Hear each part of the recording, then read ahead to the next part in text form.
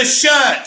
Welcome back to Movies TV Mad, and welcome to Movies TV Mad Live. Pride in the symbol, everyone. I guess Warner Brothers have a plan all along. John, hi there. Ronnie Dodge, Supergirl costume. Holy S-H-I-T. Yes, Ronnie, good evening to you. Ronnie Dodge, hi Mick. Hello, Ronnie. Let's go. I guess they have a plan after all, right? Look at this beautiful symbol. The best symbol in the world. Fuck all your country's flags. Fuck all your football teams' shirts and symbols. This S-Shield is all that matters to me. Yes, Andy Muschietti, the Flash director, has finally teased a portion of Sasha Calle's Supergirl costume, and it is glorious. Ronnie Dodge, a symbol of hope, absolutely. Now, this is very curious. This is very similar to Henry Cavill's Superman costume. It's a little bit different, but literally it looks like she is the DCEU Earth 1 Supergirl by the look of this costume. The material is the same. The design is a little bit different. This is very interesting. This points towards the Snyder Cut, maybe the Snyderverse maybe not being deleted as well. This is very, very curious and interesting. It looks fabulous. Same material, different design. Give me your thoughts in the comments right now. I would want to look at this all night until we go off the stream, but my hands are going to get tired, right? Wow, it is beautiful.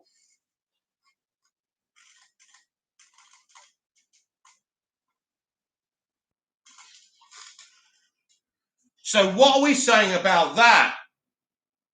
What are we saying about Sasha Calle's Supergirl costume? Isn't it glorious? Very shortly I'm going to read something about the Suicide Squad. That's very soon. But first we're going to digest this costume because I was surprised. We knew this was coming. But when I was on Instagram and I saw him literally post it that second, wow, John looks great. Certainly does. Ronnie Dodge, when we see Sasha in the full costume, we are going to lose it. Oh, we are. I'm already losing it. They have a plan after all. Isn't it interesting? I did that whole Brad Curran article about restoring the Snyderverse. I exposed a lot of things that he said. He said the Warner Brothers don't have a plan. Brad, where have you been, my friend? Have you been held hostage in the Screen Rant offices? They have a plan. Walter Hamada has had a plan since 2018. It was called the Worlds of DC. Now it's called the Multiverse Strategy. Where have you been, Brad? Take your bias away and see what's going on here. Amazing. Absolutely amazing. Talk to me.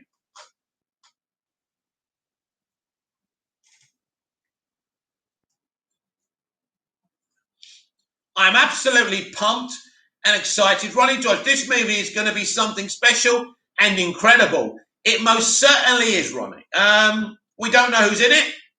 We don't know who's not in it. But it's looking very likely that we're going to see Henry Cavill and Sasha Calle being very close cousins. It's going to be sensational. It looks like she's a DCEU Earth 1 Supergirl. The costume is absolutely the same material, similar design, but slightly different. I'm very, very interested. And of course, she spent a lot of time on Krypton, so she's got that kind of Argentinian accent, which will work well for someone who wasn't born on Earth. Ronnie Dodge, step aside, Marvel. Your time is up. Your time is up, Marvel. Your time is up, you MCU shills. It's our time now. There is a plan. There's been a plan since 2018. Stop saying there isn't, because that is a lie. 4 people in the chat, 0 likes. Like this video, please.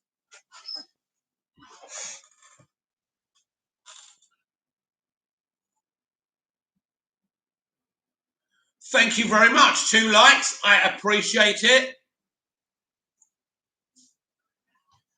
An absolutely brilliant Supergirl costume. And we've only seen some of it. Imagine when we see all of it. I don't think she's wearing a skirt, by the way. I think she's wearing kind of leggings thingy. So, Samjan reviews. I want Man of Steel with Henry Cavill appearing. Henry Cavill's going to appear in a lot more before a Man of Steel sequel. Sam, where have you been, my friend? We've just had a Supergirl costume reveal. That's all that matters right now. Ronnie Dodge, gotta go, mate. I'm in the cinema seeing In the Heights. Okay, rather you than me. See you later. There's an old saying, I'd rather be shot than poisoned. I literally only go to the cinema most of the time for DC movies and Star Wars movies.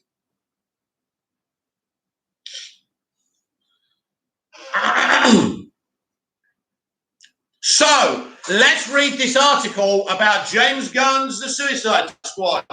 Keep those comments coming. The Suicide Squad, James Gunn, and the cast on their deadly new DC adventure. Total Film meets the cast and crew of the wildest comic book movie of 2021. Games Radar Plus and Total Film are celebrating the biggest new releases as we head back to the cinema this week. The Suicide Squad, the supervillains, have been dispatched on another off-the-books mission, but this time they've brought a douchey Captain America, a talking shark, and the director of Guardians of the Galaxy. We meet the cast crew behind the explosive new movie. The article first appeared in print by the magazine here. In hindsight, Amanda Waller should have had James Gunn's number on speed dial from day one. After all, any government official responsible for sending groups of supervillains on secret missions is going to appreciate a few pointers from the director of Marvel's Guardians of the Galaxy movies. When it comes to molding groups of comic book a-holes into unlikely heroes, nobody does it better than Gunn. Which is why for the Suicide Squad's second big screen outing, DC Comics and Warner Brothers gave Gunn a call. The resulting follow-up promises to be very different to David Ayer's 2016 movie, as the incoming writer-director throws his trademark brand of humour and appreciation for C-list comic book characters into the mix, along with a walking, talking shark who sounds like Sylvester Stallone. Once again, the most wanted inmates of Belle Reve prison will be sent on a one-way off-the-books mission, in this case, the fictional South American dictatorship of Corto Maltese. But this time, it will have a feel of the 1970s war movie. And while some members of the new look Task Force X, such as Margot Robbie's Harley Quinn, look rather familiar, many of the newcomers will only be picked from a police lineup by someone who'd chosen DC Comics as their specialist subject on Mastermind. In other words, don't call this follow-up known simply as the Suicide Squad, a reboot or a sequel. According to the team, it's very much its own thing. It's a sequel. Stop doing this. It's a sequel. Sam Zan reviews. I want a Man of Steel too. The cameos do nothing for me. Why reduce his role in the movies? Sam, you're an all or nothing kind of guy, right? You realise what's going on here. You know there's not a Man of Steel movie coming up. It's no good keep on saying I want, right? You're going to see Henry Cavill in the Flash movie, in Fury of the Gods, and Black Adam. For now, that's going to have to be good enough. Now, maybe, and I think definitely, we'll get a Man of Steel movie. But you can't, surely as a DC fan, you've got to be excited about this. John, we have got Batman, Flash, and Supergirl costumes revealed.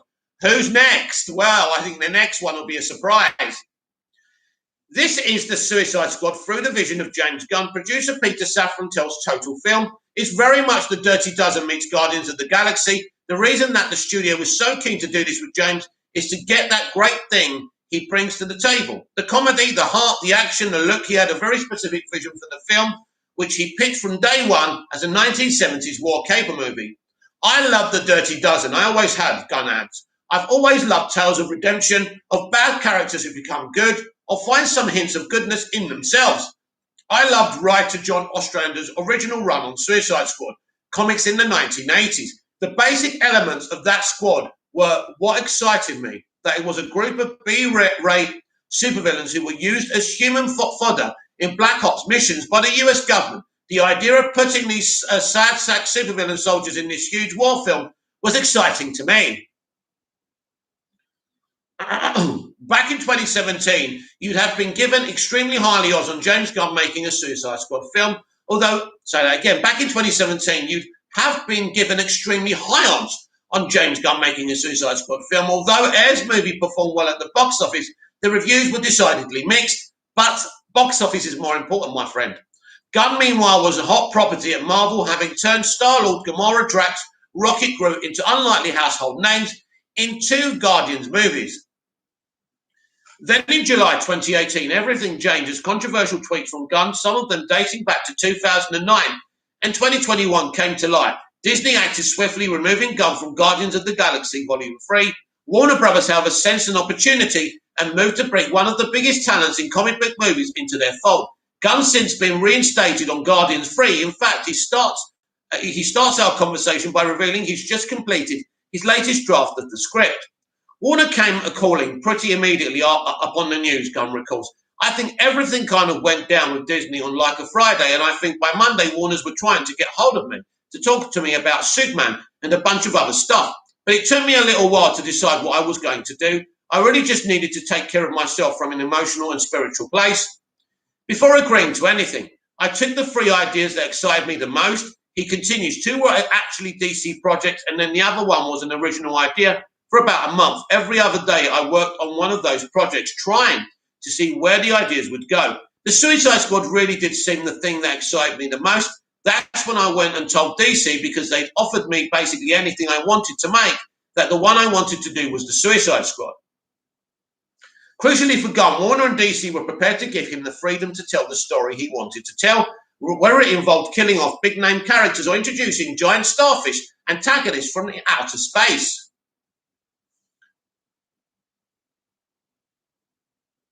Kavari, Walter Hamada as an eye for talented filmmakers.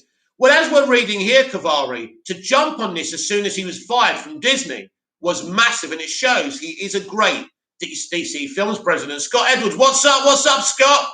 Ronnie Dodge, hi, mate, I can stay for another 10 minutes. Glad to hear it. Kavari, it's bold that Walter Hamada reached out to James Gunn during all the drama. Absolutely. It shows how good he is at his job. So all the agenda merchants can shove it. They said I could keep all the characters or do away with them all, he recalls. I could do a completely new squad, which I considered, and they said you can kill anyone. Warner were pretty much on board with the story from the beginning. It was pretty much firmly in play from the inception of me taking on the project. They were very trusting of me throughout the entire process, almost to the degree to which I was frightened, because it really is all me, 100%. There's no one to blame if something goes wrong, except for myself. Wow. That's a big statement from James Gunn. There's no one to blame if something goes wrong except for myself. Isn't it good? Isn't it good and refreshing to hear a director say, if it goes wrong, it's my fault, nobody else's, instead of a director blaming everyone else? Gunn may be the point man on the movie, but he didn't see any need to hold back on the scale of the production. Total Film actually visited the Suicide Squad's Atlanta set back in 2019, but what we saw is so tightly under wraps that we can't talk about it yet. As soon as our flies are declassified, we'll tell you more, but it's no secret that the sets are big, really big. I wanted to have that feeling of those 1960s war caper films, so I wanted these big sets, Gunn explained. I always end up spending money on CG sets. Then I could have built sets and saved money. So I was like, let's just build the biggest sets Warner Brothers have ever had. I just like the practical feel. There's always this tendency on modern movies to go, oh, let's just do it on CGI. When King Shark rips the man in half, I'm like, no, it doesn't need to be 100% CG. Sure, let's rip a real guy. Gunn laughs and corrects himself. Let's rip a mannequin in half with blood and guts going out of him. And then we'll put the shark in, which is what we did. It makes for a much more magical experience for an audience member. Ronnie Dodge, Sasha is going to kill it as Supergirl. Absolutely, Ronnie. Scott Edwards started season 6 of Smallville. What do you think, Ronnie? Isn't the Phantom Zone in Smallville better than the one they did in Supergirl? Admit it. It's huge, adds Peter Capaldi, the former Doctor Who star, who's traded in his TARDIS for a trip to Corto Maltese as a new recruit. Thinker, I didn't know Atlanta or Georgia, and everyone said we're going to the beach this afternoon. I thought that sounds everyone said, we're going to the beach this afternoon. I thought that sounds like a lovely kind of Hollywood type of lifestyle. You work in the morning and you go off to the beach. And I realised there isn't really a beach in Atlanta because it doesn't have a coastal element. The next day they said to me they went to the beach because they built a beach for the film. It was in the studio, a gigantic beach that worked with waves and stuff. Although everyone involved is keen to stress the Suicide Squad is its own thing, there are some shared threads with its 2016 predecessor because it's a sequel. Gunn believes there's nothing really in there that contradicts David's movie because it's a sequel, and he's brought back several members of the original team. Scott Edwards, I'm excited to see James Gunn's vision of this film. You're going to love it. I think the original film did some amazing casting on those characters, in particular the ones I used, he says. I changed what I wanted to and kind of didn't fix what wasn't broken. That means returns for Jay Courtney as Captain Boomerang, Viola Davis as Amanda Waller, and Joel Kinnaman as Rick Flag, along with Robbie's Harley Quinn, the breakout star of the first Suicide Squad, who's since gone on to headline the spectacular title Birds of Prey and the Fantabulous Emancipation of One Harley Quinn. You fucking shills. These days, of course, she's moved on from her relationship with the Clown Prince of Crime. Her famous property of Joker tattoo now says property of no one, but in most other regards, it's the Harley you know and love. One of the first thing I said to James was, I think Harley is a catalyst of chaos, explains Robbie. She's not necessarily your narrative centre, and sometimes it's great when plot points can rest on other characters' shoulders, and she can be the thing that erupts a whole sequence of events. That's something I felt he agreed with based on what I was reading in the script. Yes, she realises the mistakes of Birds of Prey for sure, doesn't she?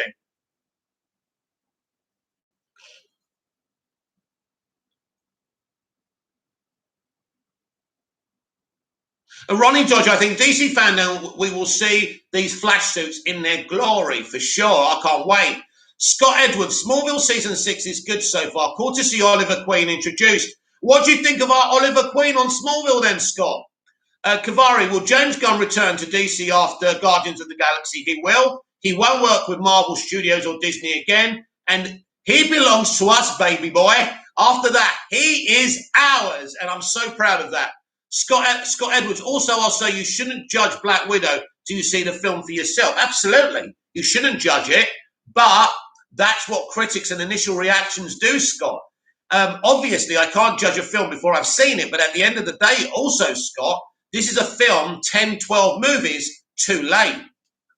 Different directors bring out different things in Harley, it seems. In terms of how she's changed, it's just always interesting to explore what characteristics different directors gravitate towards from the character, says Robbie. The common denominator is the source material, which is what I always built the character off anyway. Then she evolves in different ways under different people's direction.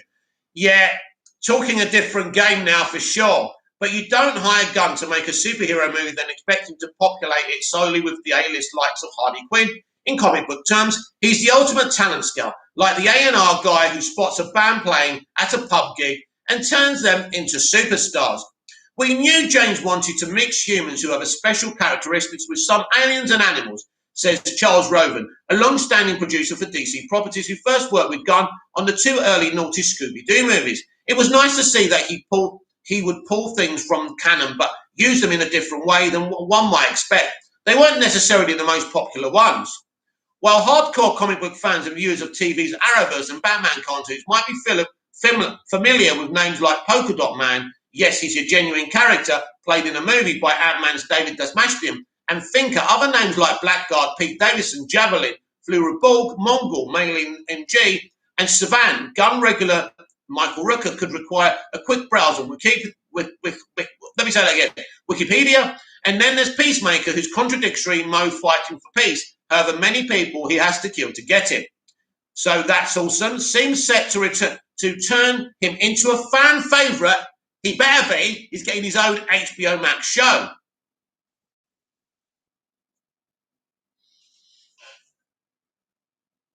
Scott Edwards, I haven't seen much of him yet. Is he around for the rest of the series? Also, Kara is regular in season 7, and then is only one episode each in season 9, 10, right? Kara isn't in season 9. She's in 2 episodes. The penultimate episode of season 10, the final season, and another episode called Supergirl, and she's in most of season 7. Oliver Queen is in season 6 for up till mid-season. So you got a lot of episodes of him. Bobcat, hey Mickey, hey Bobcat. Sorry I took so long to respond to your yokel. Reading comments. It's a very busy night. We've just shared the brand new tease for the Supergirl costume. I am so excited. My DC friends at core, this is just really, really ignorant to the ways that the world explains John Cena. The WWE wrestler turned movie star playing Peacemaker, he has this set of beliefs, but he doesn't necessarily know how to operate in the construct of society. James would give me a tip like, just think of a douchey Captain America, and I can understand why he'd say that, because Peacemaker doesn't have any concept of the frailty and importance of human life. I started out with more of an elite army full metal jacket sort of directed, where this dude is just ground to such a jagged edge with military discipline, but James was like, no, we're looking for someone else. I found him right after that. It was like, okay, I get this guy. Scott Edwards, so you're pleasantly surprised by Stargirl. These are the important things, Scott, about Stargirl. There's got two Smallville directors, Glenn Winter and Greg Beeman, Mr. Smallville, who directed the most important episodes, like the one when Christopher Reeve appeared. And it's brilliant. It's like watching Back to the Future, Indiana Jones, The Gremlins. It has that family feel about it. I love it. I'm in love with Brett Basinger as Courtney Whitmore. It's such a good show. I absolutely love Luke Wilson as Pat. It's a great show. I've only seen one episode. When I get more time, I will watch more and get back to you. Ronnie Dodge, hey Bobcat, have you seen the Supergirl costume? Peacemaker's primary colour. Bobcat, I have to say, all the Disney Plus shows, The Mandalorian, WandaVision, The Falcon and the Winter Soldier, Mighty Ducks, Bad Batch, Loki, etc., screw them all. Big Shot is the most enjoyable. If you say so. Right, Peacemaker's primary coloured uniform, complete with a chrome helmet that looks like a toilet seat, is a throwback to the character's 1960s origins. It's a big contrast with other members of Task Force X, who feel like they've come from a vast range of eras, from the modern stylings of Idris Elba's Bloodsport, an assassin who tried to kill Superman with a kryptonite bullet, to the more comedic aspects of Polka Dot Man's spot-covered getup. If they look like they've been lifted from different movies, well, that's kind of the point. One of the things I've said very early on is that when we see the main characters coming up onto the beach at the beginning of the movie, yes, that is the beginning of the movie, they need to each look as if we're each in a different genre, TV series or movie of their own, Gunn explains. We're seeing them tougher for the first time, and they each have their individual realities that are very different from each other. Peacemaker is like the 1970s Captain America, and Ratcatcher 2 is almost from the sort of spooky horror film in the way that she looks. We're trying to make Bloodsport look like a really awesome superhero who's a bit more down and dirty. Polka Dot Man is a ridiculous superhero, but he's also really pathetic. So it's like he's from an Alan Moore comic book. And Harley is from the DCEU, so she's a little bit more like what we're used to seeing. I think it was about taking all those different characters and really giving them their own feel, coming together in this sort of clashing of Gen ears.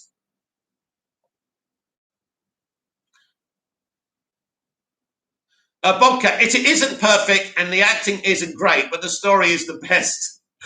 Kind of contradictory, Bobcat. Scott Edwards, can I send you a Stargirl Season 2 poster to share, of course? This is a long article. I don't know how long it's going to take me to get through. It's very important. It's the next DCEU movie, so I really want to delve into it. Ronnie Dodge, going to go, mate. Film starting. Good luck. Drink some Coke so you can stay awake. Scott Edwards, you should definitely be able to catch up Season 2, premiere on August the 10th. I don't know if that's going to be available where I am straight away on release, so I can take my time with the first season at least.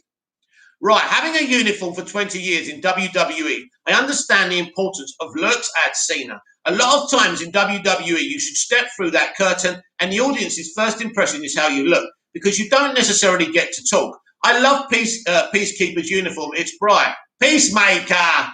It's bright, it's loud, everything from the chrome helmet to the sleeveless nature of his costume, which is a rare thing among superheroes. There's a lot of personality that shows in a look when it's done correctly. They gave me a lot to work with. One of the more radical style choices in the movie belongs to Capaldi's Thinker, inspired by a DC villain who first appeared in the 1940s, Shaun of his familiar, who even Buffon, Capaldi's enlarged bald cranium is covered in electrical circuits and lights as he plays a character who Safran teases maybe a little bit more the thick of its Malcolm Tucker than the Doctor. Capaldi says it was worth the 3 hours plus he spent in the makeup chair. Here's Peter Capaldi, our former Doctor Who. You just turn around on set and you see all these incredible sights, fantastically rendered, Capaldi enthusiast. You just want to fit into that world, which Thinker does because he looks so extraordinary. But the thing is, it just doesn't work without all that stuff. I mean, it's not one of those things where there's some Chekhovian subtext that I can play with. You've got to be the crazy bald guy with light bulbs on his head. And if your light bulbs don't work, it all looks a bit tatty. Then it ruins it, doesn't it? This is the kind of job I like, when the makeup does all the work. Awesome, Peter. Awesome. You're a legend, my friend.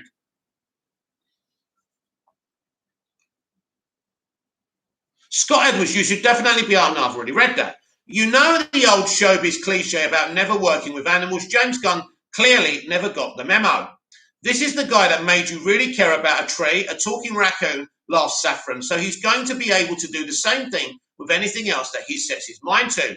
In fact, the Suicide Squad, Gunn is not just dealing with CG animals, because new characters like Ratcatcher 2, the daughter of long-standing rodent-wrangling bat villain Ratcatcher, shares the screen with real-life rats when she's not taking naps. Ratcatcher 2 has a favourite cat called Sebastian, says Daniela Melchior, the Portuguese actor making her Hollywood debut in the Suicide Squad. I had to be comfortable with rats. I had hamsters when I was younger, but I knew these would be totally different. I thought I have to forget about the tail, and it will be a tiny cat or a tiny dog. I love her. She's so adorable. But Sebastian isn't the only member of the animal world on the Suicide Squad roll call, because Weasel, played by on set by Gunn's brother Sean, who also doubled for Rocket in the Guardians films, and King Shark could be about to join Rocket in the pantheon of animal superstars. While Gunn says he had really good experiences with walking, talking animals in my career, he admits creating King Shark, a bipedal great white, brought all new challenges.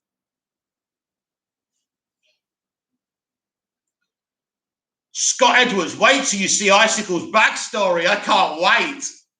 He was actually harder than both Rocket and Groot to develop, he explains. Rocket was hard because it's difficult taking an animal and turning it into a humanoid shape, but it's 5 times more difficult to do it with a shark. It was very, very painstaking process, and from a character standpoint, he's very different from those guys, because at the end of the day, with the Guardians, we know they're good. That isn't true of the Suicide Squad. King Shark is a fish. He eats human beings. He doesn't have such a mammalian love for people, but he wants to belong and he wants to show that he's smart. And he's not. He's not. That's true.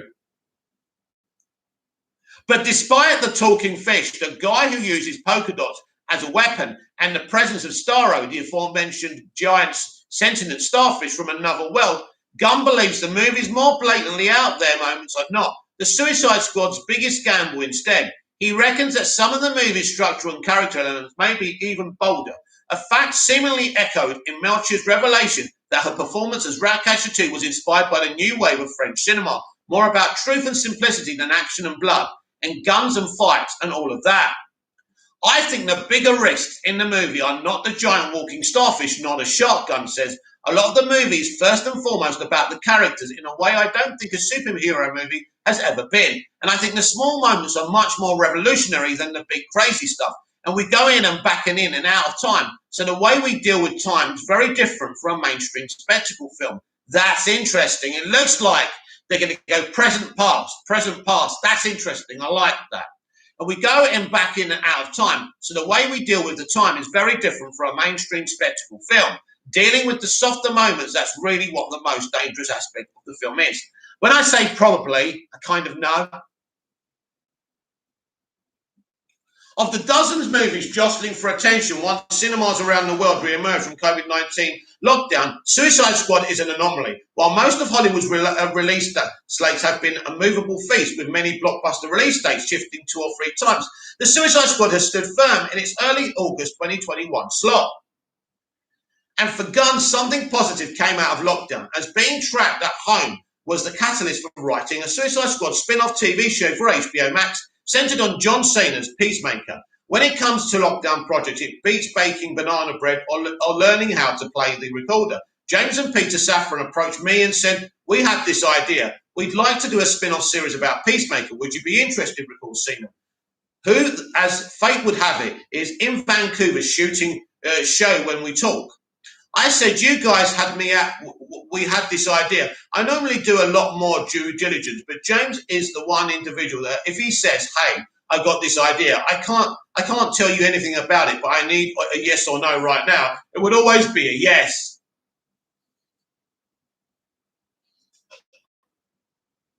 Scott Edwards, Icicle is like Thanos in a way. Scott Edwards, is Starro confirmed to be the main villain? Starro is in it. That's all I can tell you, my friend. I was finished with a draft of Guardians 3 and I'm editing the Suicide Squad, but that's starting to slow down, Gunn explains. I was like, oh my God, I'm going to be trapped in here for another year before we start shooting Guardians. What am I going to do? So I talked to the folks at HBO about it and they were like, hey, if you could do any character at all from Suicide Squad for a movie, who would you do? I said it would be Peacemaker because he's a pretty rotten piece of shit and I thought he had more room to grow than some of the other characters. I wrote 8 episodes in 2 months and the story hasn't changed since then. The truth behind it is that I was just so miserable. I was like I'm going to be stuck here with my own thoughts unless I do something to get my mind off of it. Who said nothing good could emerge from the worst of the worst? The Suicide Squad reaches UK cinemas on July the 30th and comes to US theatres and HBO Max on August the 6th. For more, check out all. So, that's brilliant. What an article by Total Film. That's more like it. That's a full look at James Gunn's The Suicide Squad, and I really, really hope you enjoyed hearing about it. And one more time for you people who weren't here. This is a tease from Sasha Calais' Supergirl costume, and it's absolutely fantastic. Looks very similar with the same material as Henry Cavill's suit. It's the same design. I'm thinking she's an DCEU Earth 1 Supergirl and Henry Cavill's Superman's cousin. So we're going to see them standing together in the Flash. I'm very excited. I'm excited by this tease, and it's fantastic.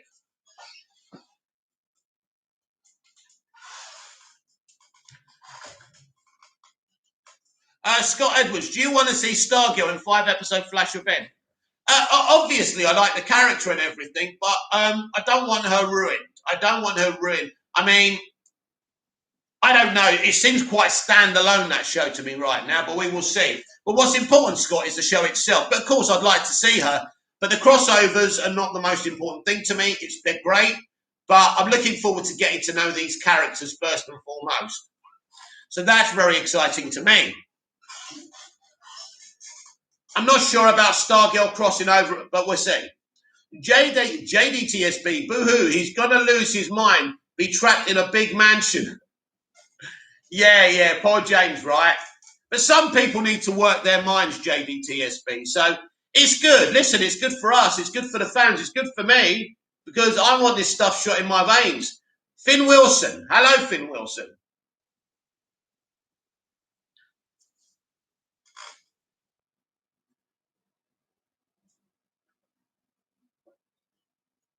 Scott Edwards, I think Courtney and Barry would interact well. I think she'd probably interact better with some of the younger characters, maybe even some of the older characters. I think the Barry of season 1 and 2 for sure. I'm not sure now, but hey, it'll be good to see them together.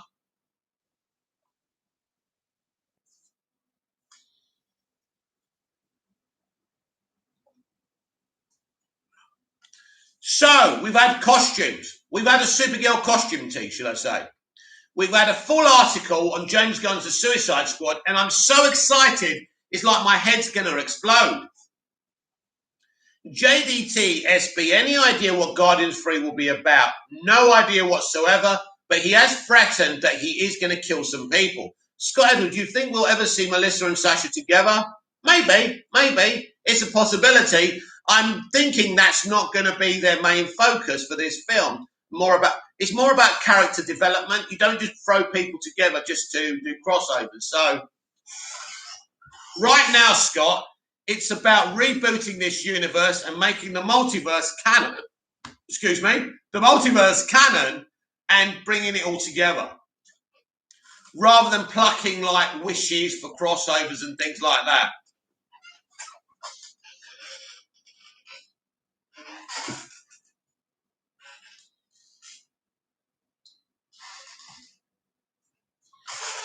There's a multiverse strategy to do. There's a rebooting of the universe. There's a Flash movie. Let's remember that the Flash is the star of that film as well. So these are the important things, and I'm very excited about the future of this franchise.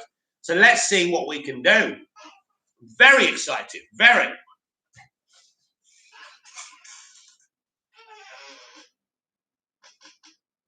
JDTSB, is Batman really having reshoots? No. The Batman, as far as I know, there has been nothing.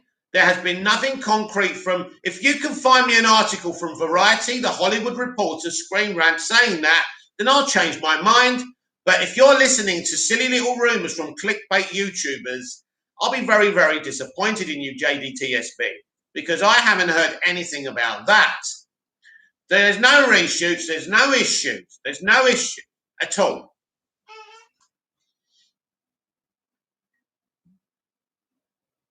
There's going to be a lot of embarrassed people when it comes to the Batman, because this is becoming, please don't tell me you watch Doomcock, please. I kind of wonder about people when they believe anything they hear on the internet. It's a bit worrying, really.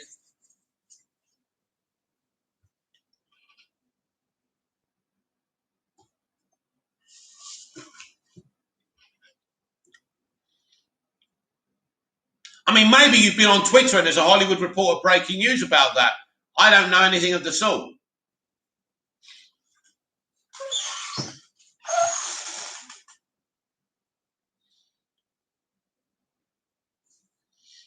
JDTSB, slow news these days, just watching what's lined up. I'm very excited about the future. And Scott Edwards has just sent me that. That's the Stargirl Season 2 poster. I think we've shown it before, but we'll show it again just for Scott. Yeah, I've just shown it, Scott. There you go. I've actually shown it on the channel before. It looks awesome.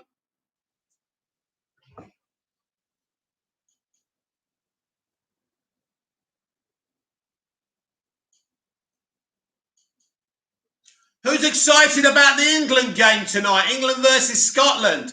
I can't wait to watch that.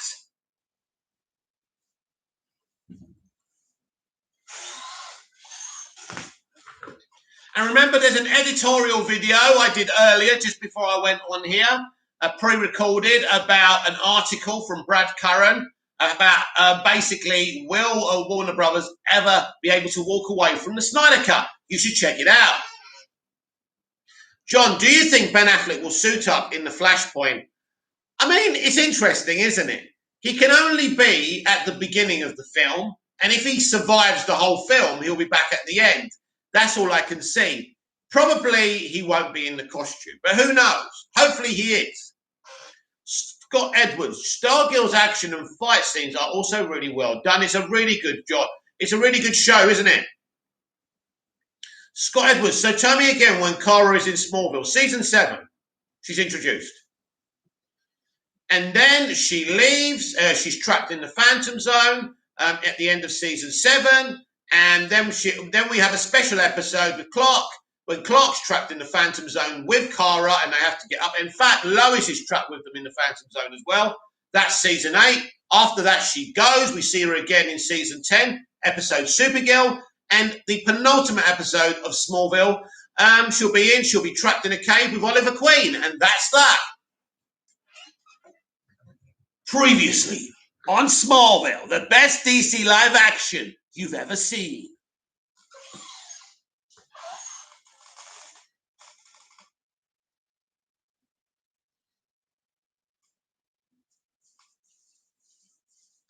Keep the comments going. If there's anything in entertainment you want to talk about, and I mean anything, TV, other movies, not necessarily DC or Marvel, anything, you can talk about them. Stuff that used to be on that you love. Maybe you're a Lost fan, maybe you're a 24 fan, maybe you love a film that we don't talk about on here. We can talk about anything in entertainment. We are movies TV mad after all. Scott Edwards, does Smallville end on a cliffhanger? No.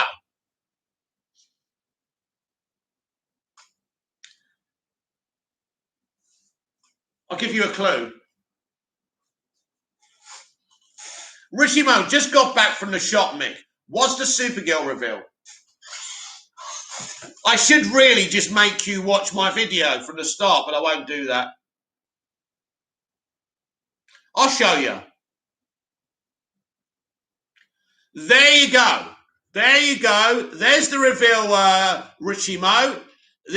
Basically, Andy Machete gave us a slight tease of Sasha Calle's Supergirl costume, and here it is. It's very similar to Henry Cavill's costume. It's the same material, slightly a different design. I'm saying she's an Earth DCEU Earth 1 Supergirl, and she's Henry Cavill's Superman's cousin, and it'd be great to see them both in the movie. So there you go, Rishi. We also read a very, very long article and interview from James Gunn's The Suicide Squad from Total Film. If you want to go back and check that out from the beginning on this video, you're welcome to do that.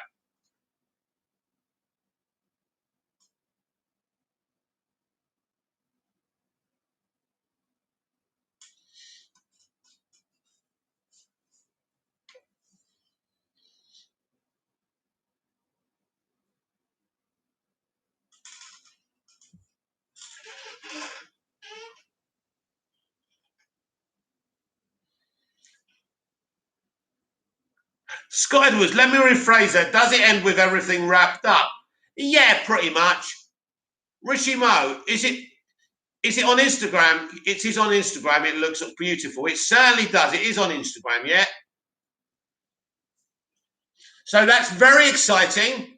The article I read from Total Film about the Suicide Squad was awesome. Loads of interviews. It's a really long article, but it's awesome. I'm really happy that I read it to everyone here.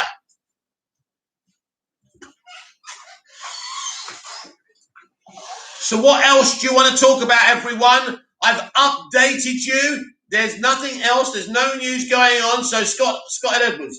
So the last we see of Kara is her trapped in a cave. No, they get out the cave. That's what the episode can. That's where they are in the episode. Richie Mo, I'm going to rewatch for the article, buddy. Okay, thank you very much.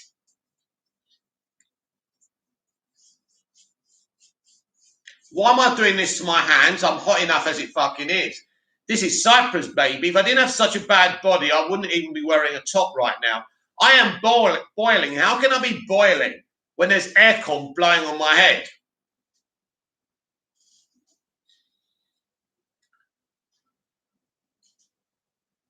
You are going to love James Gunn's The Suicide Squad. I absolutely love the fact he said, if it goes wrong, it's my fault and nobody else's. Refreshing to see a director doing that. Scott Edwards, who plays Bizarro? Tom Welling, the same actor who plays Clark Kent.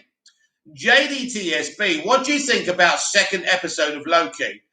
Yes, I enjoyed it a lot more than the first episode. I love the dynamic between Wilson and Hiddleston. I think that's the best thing of the show. And prediction, Morbius is the big bad of the whole series. What are we saying about that? Yes, that's what I'm saying. Morbius is the big bad of the whole series. What are we saying?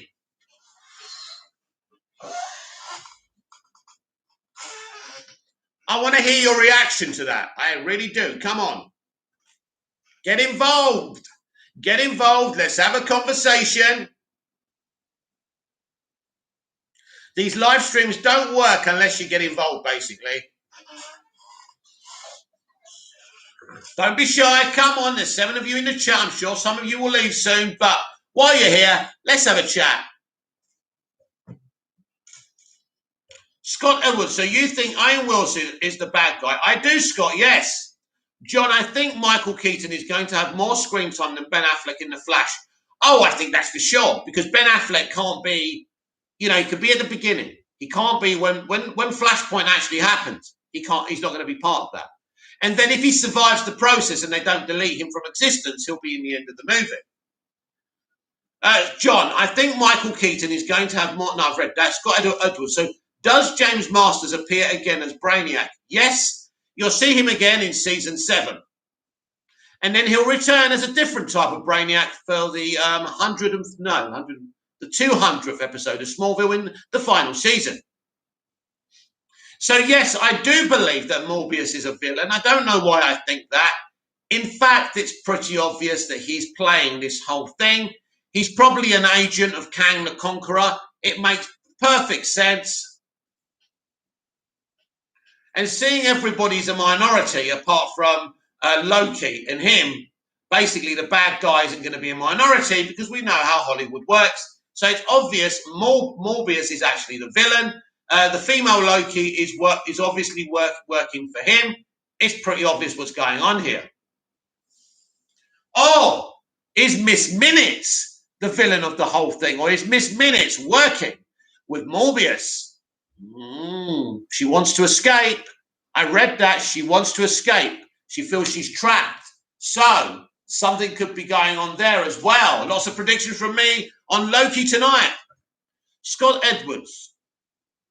You think the TVA is an illusion? I don't think so. I think they're there. Unless it could be an illusion. It's a good spot. I mean, you never know. Anything's possible, Scott. We will have to wait and see, I suppose. But yes, I'm enjoying it. I've been looking forward to Loki for a long time. It's just a relaxing show. And it's good. It's focused on what it should be doing. And I'm really looking forward to every episode. And I'm enjoying the series.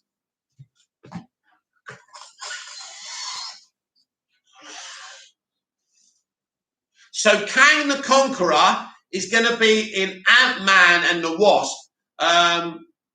What's it called? Whatever it's called. The sequel of Ant-Man and the Wasp. The sequel of Ant-Man 2. JDTSB, anything new about externals? You mean Eternals? If you're talking about Eternals, because I don't know what externals are, no, nothing new on Eternals. I don't think you're going to hear much from that at the moment. And I don't really know what else there is to know about Eternals. Yeah, there's not much, there's no new information about that, I'm afraid. Maybe the odd interview you can find somewhere, JDTSB. Scott Edwards, so you think a lot of the Flash movie will be Barry, Bruce and Kara teaming up? Well, if Kara is Earth 1 Supergirl, unless she goes to Flashpoint with him, which I can't see how, I don't know. I don't know how she factors, but she's got Cavill's. She's got Cavill's costume on, basically, right? She's got Cavill's designed costume. So she must be an Earth 1 Supergirl. She must be DCEU. So she may not necessarily be part of that adventure, but I'm not sure what they're playing at there. So I'm very intrigued and interested to find out, Scott, myself.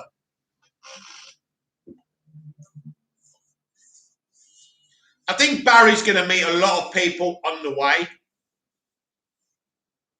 When he's running back to the past, we'll see a lot of people there. And when he's rebooting the universe, maybe as well. I mean, you know what I would do? He goes back, he reboots the universe, he discovers there's a watchtower and there's 100 members of the Justice League there, right? The JL. And he meets all these new characters from the Multiverse Justice League. That's how I would do it. Scott Edwards, think we'll get a trailer at Fandom. You will get a trailer for every single upcoming DC project at DC Fandom, for sure.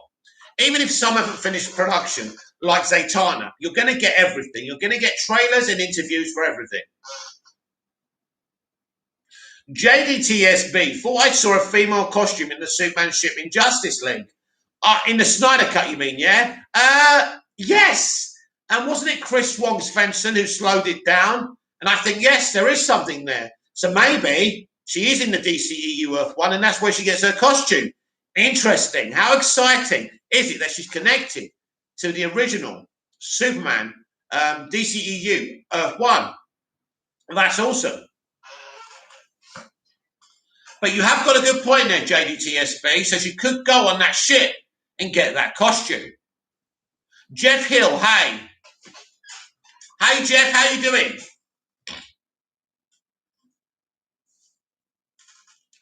Hey, how you doing? Sorry you couldn't get through. This is a message that's been recorded, especially for you if you leave your name and your number. I'll get right back to you. That is my answer message on my phone, by the way. John, which Justice League is canon in the DCEU going forward? Right, this is what it is. When the Justice League movie starts, Justice League will be canon as far as we know. And then when he reboots the universe, neither the Snyder Cut or Justice League will be canon anymore. There'll be a brand new multiverse Justice League, and that's how it's going to work out. Scott Edwards, next year's Arrowverse crossover has to connect to Flashpoint in some way. I agree. I predicted that already, and I think that's the case. Jeff Hill, why does Zach behave like an edgy teenager on Twitter? That Batman photo was so cringe. What can I say about it? What can I say? I don't think he was joking. I think he was trying to get at DC and Warner Brothers, talking about canon, because his film isn't canon. I just think it was a cheap shot. I don't really care, Jeff. Let him do what he wants. It doesn't affect me. It doesn't affect Warner Brothers' plans. It's still happening. The multiverse is happening. Zack Snyder didn't change anything by doing what he did. I debated it all on today's Movies TV Mad Daily Live. I spoke about that. I spoke about, what should a movie be? Should a director have artistic integrity, or should a studio try and sell toys? It was an interesting little debate I had this morning. Jeff Hill, fair enough. The thing is, Jeff, there's nothing to be garnered from it. It's just, as you say, it's rather silly. It's a bit of a cheap shot. It doesn't affect us. It doesn't change what's happening. John, thanks for that. I was getting a bit confused. Oh, yeah. It was you who asked me that about what's going to be canon. Yeah. I know it's confusing because you're listening to too many people who don't know what they're talking about. Make me your base of information, and you won't go wrong. Because you know why, John? Because I'll never lie to you. If I don't know, I won't be embarrassed by telling you I don't know, unlike these YouTubers, these elite YouTubers. If I do know, I'll tell you the facts. And I won't tell you something from my own perspective. I will tell you what's going on, because obviously people talk to me. People who are actually working on that fucking film. So, I'll repeat again. Justice League is canon when we go in there, right? But ultimately, at the beginning of the film, it doesn't really matter what's canon, because pretty much the canon is pretty similar in both movies. When we reboot the universe, neither of those films will be canon. The whole point of rebooting it is getting rid of the shit show, right? And starting again, and we can start it, and everything's canon, right? That's what happens. The reboot makes all the multiverses canon.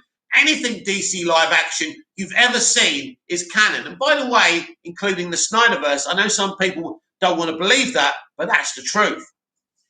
JDTSB, thought you said everything is canon in the multiverse. Yes. Yes, everything's canon. I've just explained. Basically, right, the multiverse is going to be canon. When the universe is rebooted, every live action version you've ever seen, and I'm not talking about Justice League and the Snyder Cut, I'm talking about universes. Christopher Reeve, Brandon Routh's Earth will be canon. Michael Keaton's Earth will be canon. All the Arrowverse stuff will be canon. That's what I mean. That's what I mean by everything will be canon. Not different versions of films. Basically, that's rebooting that universe. The multiverse will be canon. That's what I'm saying. So I know it won't suit people's agendas that neither Justice League or the Snyder Cut will be canon anymore, but that's what's going to happen. And personally, I think that's for the best.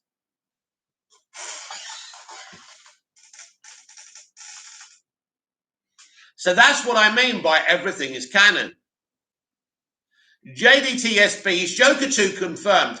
It's been confirmed by the Hollywood Reporter, not officially by anyone at the studio, but the Hollywood Reporter pretty much are Warner Brothers. So, yes, I would say Joker 2 has been confirmed, but also it might not be Joker 2. That might just be a pseudonym. That might just be the title they're using. It might be about another villain. We could be getting a Darkseid origin story instead.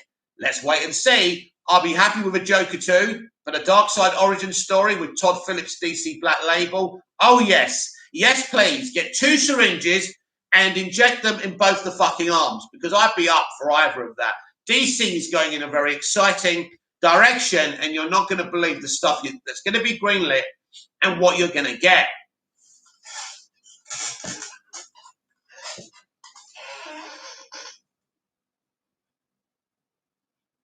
John, so we are going to get a new Justice League going forward. Yeah, let me explain it to you in layman's terms, John. I know it's a bit confusing. It's only because people talk to me about this all day, and I'm so involved in it. I'm always talking about it. I dream about it, literally, right? Because it's always in my ear. So this is how it works, right? At the beginning of the film, and I'm sure you understand this. I'm not trying to treat you like an idiot, but let's start from the beginning. Right. At the beginning of the film, right, there's some kind of fight. The Justice League convene, the Justice League we know from the Snyder Cut and Justice League. They fight something, maybe Reverse Flash or something like that. I don't know. Then what happens is Barry becomes maudlin. Barry wants to change things. He knows he can time travel. He's tried to, as much as possible, not break the speed of light rule, as we saw in the Snyder Cut. But Bruce Wayne apparently convinces him to save his mother, because if he could save his parents, he would. So Barry basically bites the bullet and travels them faster than the speed of light and goes back in time. He stops his mother being killed. By doing this, he creates a new universe, which is not his own, a new Earth, where he meets Michael Keaton's Batman. He hasn't got his powers, so he basically has to be struck by lightning multiple times, which brutally hurts him, right? And he will meet different characters, and there's threats. It's a really dark world that he's created. And anyway, let's go through the movie and let's just say whatever happens, happens. Then let's just assume maybe he somehow finds himself, he's trying to get back home, but he fails a little bit. Then he meets Barry Allen, Grant Gustin. Both of them realize that they can't go back to their, basically Barry can't go back to his Earth and he can't go back to his Earth unless they both run by the speed of light. This is my theory. So they both run faster than the speed of light.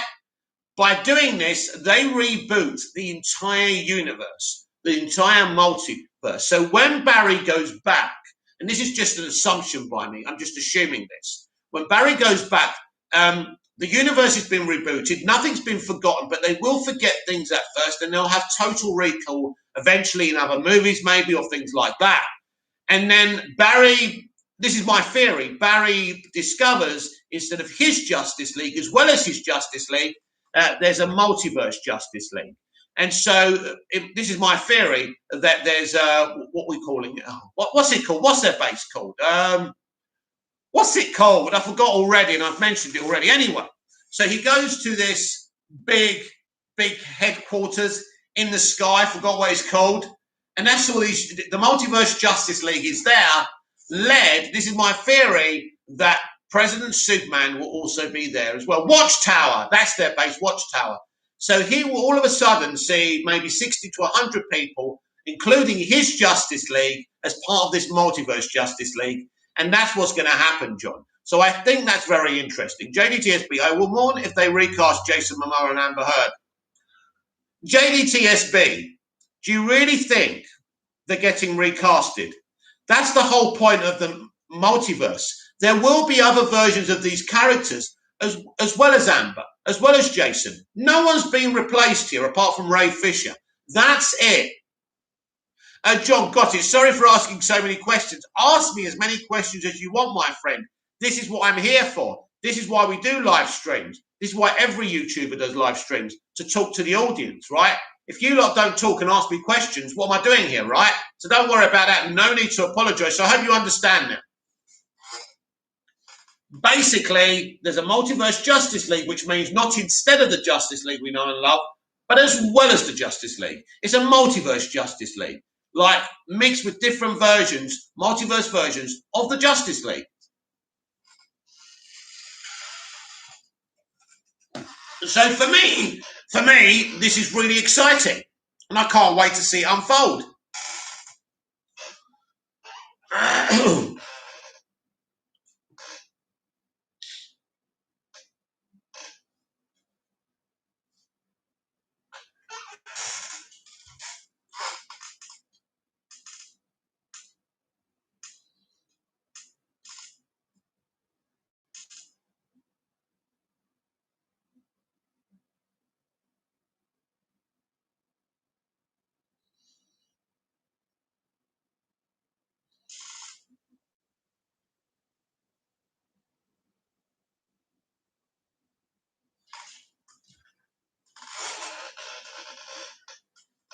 We have 5 people in the chat. We have 8 likes. It's not a bad ratio at the end of the day. It's been a great stream. We've been on the stream. We've been on air for 1 hour, and it's been great. We have about 22 minutes left of the stream. So please don't be shy. Keep on asking questions. Talk about whatever you want to talk about within the entertainment industry, and we will discuss it.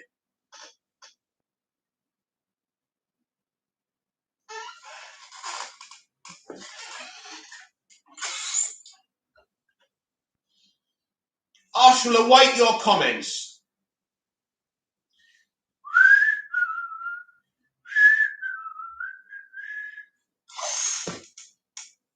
So we've covered quite a lot on today's stream. We've done the whole a really extended Suicide Squad article, which I think covered so much that most people didn't know about, which I think is awesome. Great to hear from Peter Capaldi too, the former Doctor Who, one of the best. And we've also seen Sasha Calle's Supergirl costume. I think it looks wonderful. I think everyone's blowing a sigh of relief that it looks like her and Henry Cavill's Superman are actually cousins and connected. JDTSB, is Black Manta the only villain in Aquaman 2? Absolutely not. He is just the beginning of the villainy in that film. But you're going to have to wait a little bit longer for this stuff to be confirmed. They haven't even started shooting yet. I think Aquaman 2 could be one of the best movies. It's sounding awesome.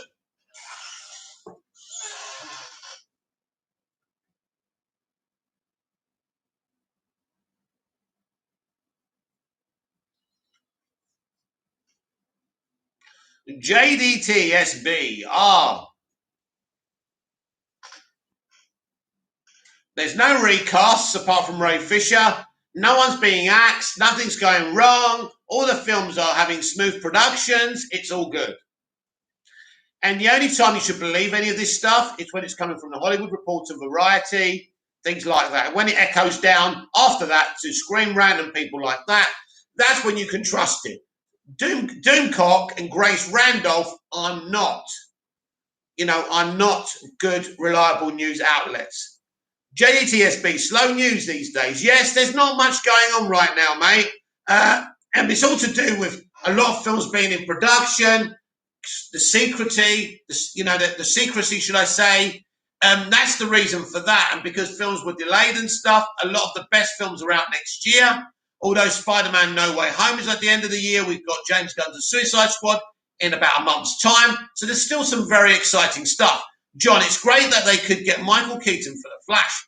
It's a sensational coup. That's what it is. It's sensational. Can't wait to see him. Michael Keaton is an amazing Batman, and Burton's 2 Batman movies are pioneering.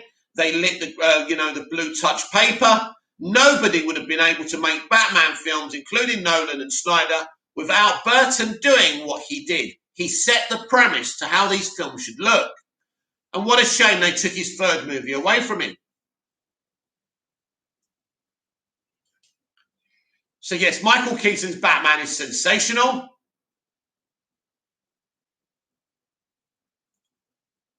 JDTSB, still no new trailer for Suicide Squad. Not this week, maybe next week. I think we discussed that yesterday, didn't we? That nothing will come out this week, but next week is a big week for trailers.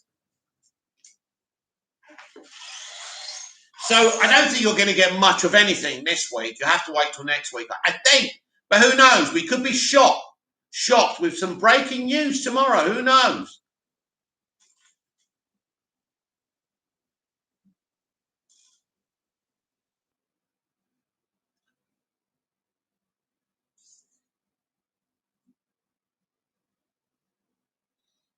John, Batman 89 was the first superhero movie I saw in the cinema.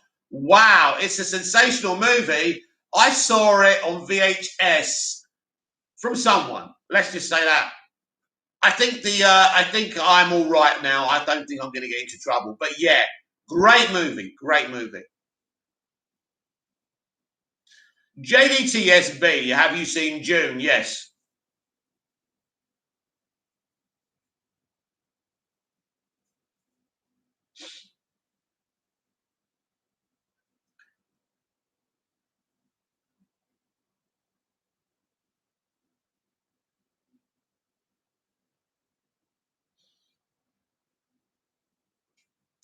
Yes, I have JGTSB. I know I said abruptly yes because there's nothing I can tell you about it.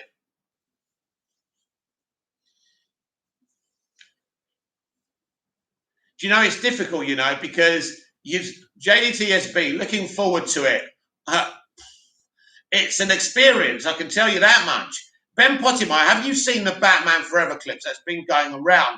I haven't. What are they all about, Ben Pottimeyer? Tell me. I'm excited now. I'm curious.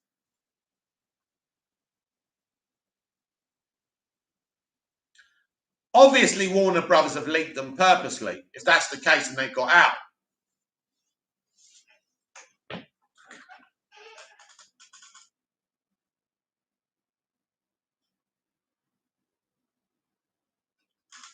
I think we're going to get the Schumacher cut for sure. We're going to get the Schumacher cut before the air cut.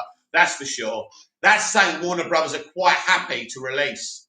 I just don't know who's going to put it together, considering that Joel's dead. That's it. I was calling him Joe Schumacher this morning, wasn't I? And it's Joel Schumacher. My bad. Joel was a brilliant director. I mean, I would have preferred to see Burton's third and fourth movie than Schumacher's. But Schumacher did films like, he did Phone Booth, and that's an amazing film. I don't know how one person does Phone Booth and then goes and does Batman Forever and Batman and Robin. The mind truly does boggle, doesn't it? But then how does Dick Donner do Omen, then does Superman the movie? How does David F. Sandberg do his horror films, then do Shazam? It just means that these directors are just so talented. They can do anything.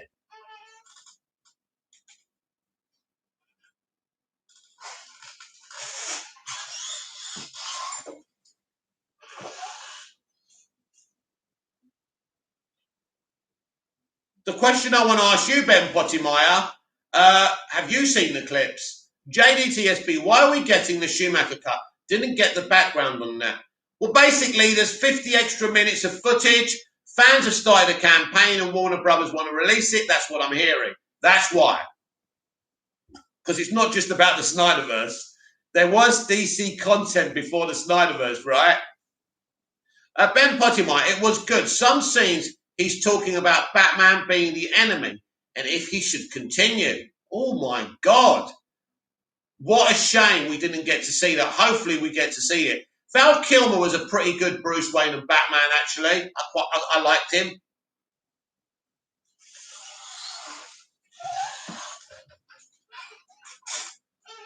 I remember going to see Batman Forever in the cinema, and I was very pleased with it. The music was great. The songs were great. The performances were great. Obviously, Nicole Kidman was there for one reason and one reason only, which is a shame, but that's what they used to do back then. And now it's gone too much the other way. The world's gone mad now. The world went mad the way women were represented before or not represented. And now it's gone too far the other way. There's never a balance in life, is there? JDTSB, I didn't like Batman and Robin. Batman had nipples. Do you know what? This is what I find funny about the internet movie culture now, how everything's torn to pieces. I never knew he had nipples until people started saying he had nipples. Do I care that he had nipples? I don't know why people made an issue of this. It never mattered to me whatsoever. I didn't know that Cavill's upper lip wasn't done properly until I went on the internet and noticed, because when I saw the film in the cinema, I didn't notice. I thought, well, this is a nice cutesy scene, seeing what Superman meant to these kids. And then everyone ruined it by pointing that out to me. So no, it didn't bother me that Batman had the nipples, to be honest with you. It's amazing what gets people going. It really is.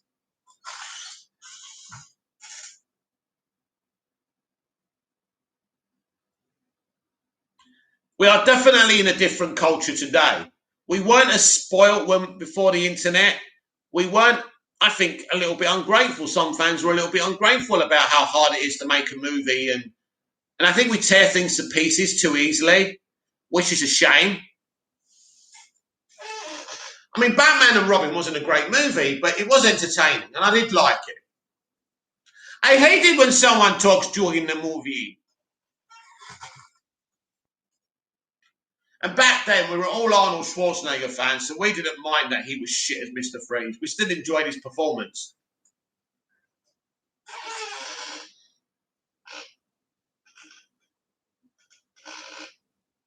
John, if Michael Keaton is in the suit, I hope he can turn his head. Oh, I'm sure he can. If he can't, never mind, eh? I'm sure Andy Machete will deal with it.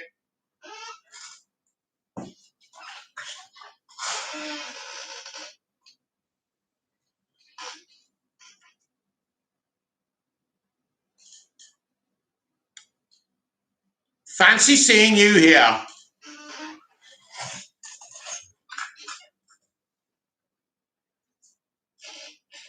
When this stream's over, my legs and my body ache because I'm sitting down for so long. Ben Pottimer, Val Killer, you mean Val Kilmer, has a great Bruce voice and plays a great Bruce Wayne. Yeah, I think he's a great Batman and a Bruce Wayne, and it's a shame that him and Schumacher fell out because he would have been much better in Batman and Robin, and he would have demanded more quality as well. Val being Val, so that was a shame, a big shame. I think that was the problem. Val Kilmer wasn't Batman in the next film. JDTSB, I liked Kilmer as Batman. Yeah, so did I. I thought he was pretty great.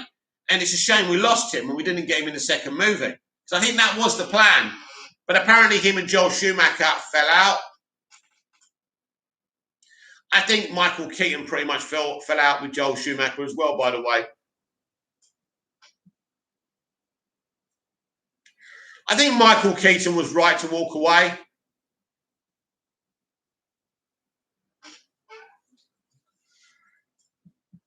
Him in those two films would have been nuts.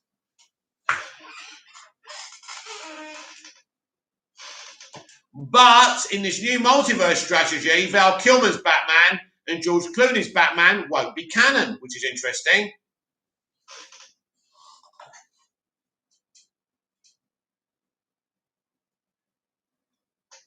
Oh.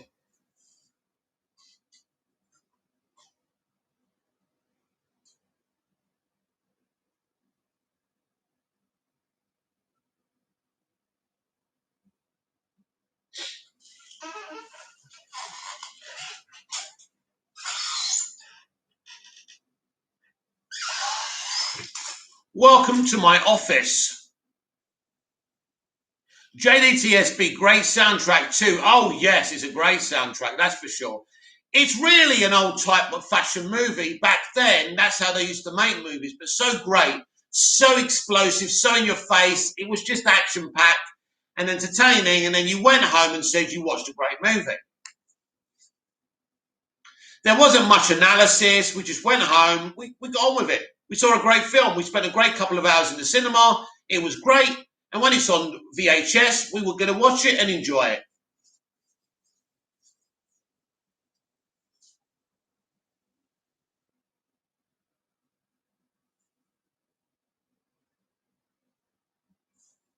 Kiss me, kill me. JDTSB, no Rotten Tomatoes. Wasn't that paradise, JDTSB? Wasn't that awesome? Go to the cinema, watch your movie. Don't care about reviews apart from film 80 or 94 or 98 with Barry Norman. Yeah, no Rotten Tomatoes. Absolute paradise. The world has gone mad. Rotten Tomatoes puts pressure on movies that it doesn't need. It's a pathetic thing to have this accumulator for movies. It really is ridiculous. It's not an accurate way of measuring how good a movie is. I think it's ridiculous. Once you measure up reviews and say, oh, it's verified on Rotten Tomatoes, it must be a great movie, this is a great success, you're on a hiding to nothing. You're in trouble. It's a ridiculous thing. Bloody rotten eggs. They literally are rotten eggs.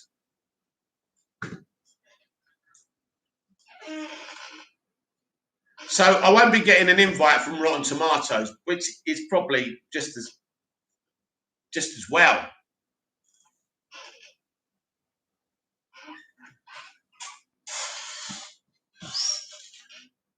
JDTSB, it can be manipulated. Well, the audience score certainly can be manipulated. They tried to fix that.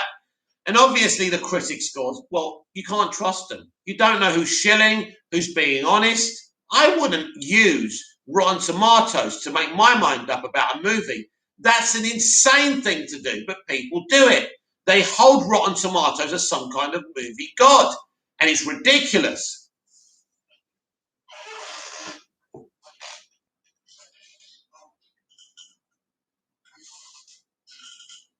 How anyone with a brain can trust Rotten Tomatoes and critics, it is beyond me. Absolutely beyond me. I don't get it.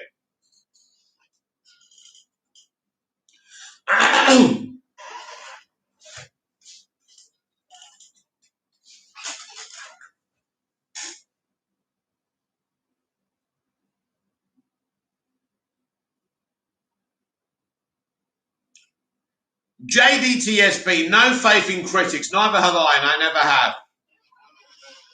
It's just a person's opinion. But the studios certainly use them, and you can't trust them. They're there just to have access. You cannot trust them. There's a couple of good ones, but mostly, no.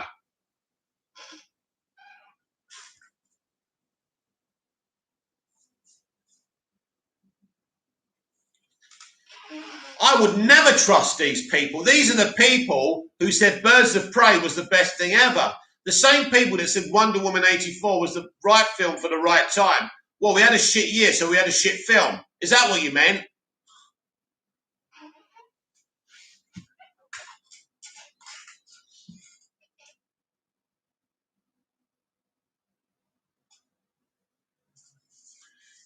They were shite. And we were all so excited that 2020 was going to be the year of the female superhero. And look what happened. Everyone was let down, to be honest. The fans, womankind, superheroes.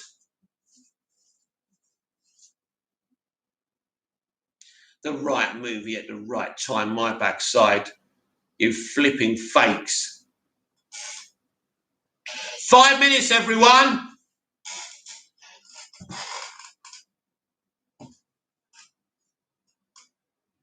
JDTSB, yeah, and if fans don't agree with them, they thrash the fans. Oh yeah, we're toxic fans if we don't like something.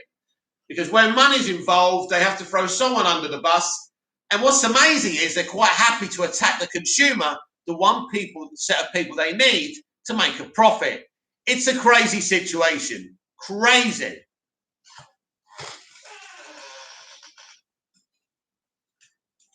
I mean, look at The Last Jedi and the Russian bots nonsense. I mean, these people will say anything to hide the fact that they're useless. Ben Pottimeyer, did you ever notice Smallville used the same actor for different characters throughout the series? They're a doctor looking out for Lex, then he's crazy, and then the same actor played a jewelry shop killer. The crazy doctor, the black guy. The one who created the Nicodemus plant. I don't think he was. That's the dude from. That's the dude who plays Cyborg's dad. I don't think he played two different characters. Or are you talking about someone else?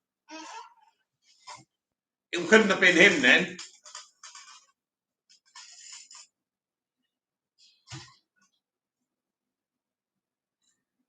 I didn't notice. I must admit, I didn't notice anyone playing the same actor playing someone else.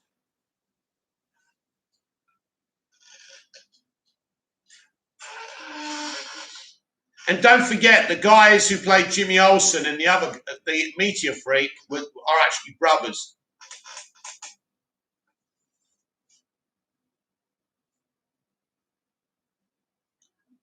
But I'm sure they used the same actors. I just didn't notice it.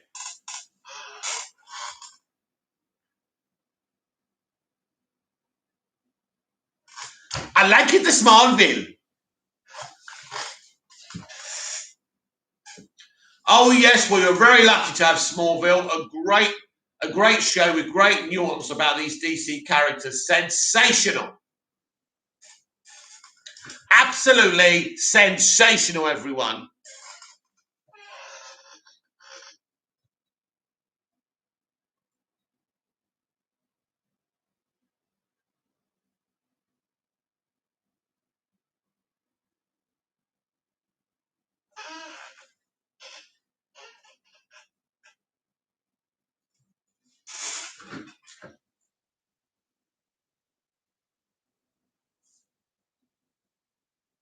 JDTSB, any new on 4?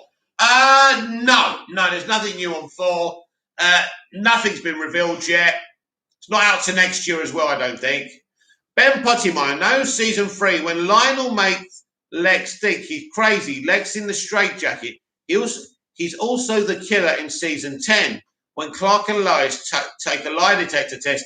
Wow, I didn't realise that, Ben. I really didn't notice that, Ben Pottimeyer. So that's a great spot by you. I'll have to check it out later. I've got the box set over there anyway. Can you see it? My Smallville box set just by my telly? Oh, yes.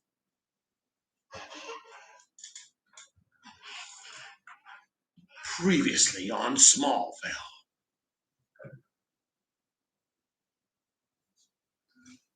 Right, everyone, time to start wrapping things up. It's been a great 1 hour and 21 minutes and 30 seconds on the air. It's been a great stream. We spoke about Sasha Calais' Supergirl costume. We spoke extensively about James Gunn's The Suicide Squad. So we've covered everything that's out there. You are up to date for now. But when I wake up tomorrow, there'll be brand new news, brand new articles, brand new exciting things to find out about entertainment. And I'll be here with the Movies TV Mad Daily, live from around 9 a.m. If I wake up alive, that doesn't even make sense. Around 9 a.m., check your local times. Then in the evening, it's Movies TV Mad, live from 6:30 p.m. Check your local times again. We randomly chat and answer your questions and I respond to your comments. If there's big news, you will know it here first. If there's something to talk about or debate, I will do at least one editorial pre-recorded video a day. This is the place to be for your entertainment. So, oh yes, JDTSB, looking forward to Super Pets. I think Super Pets is going to be fun.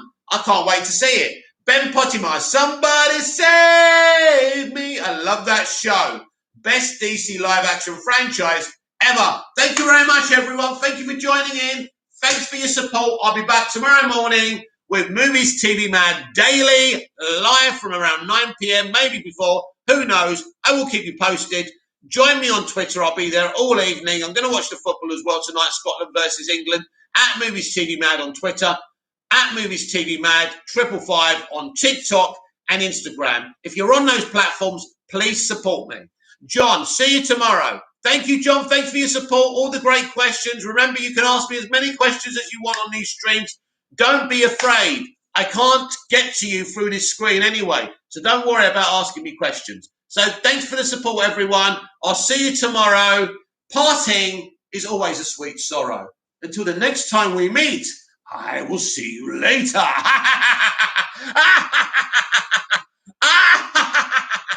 Ooh.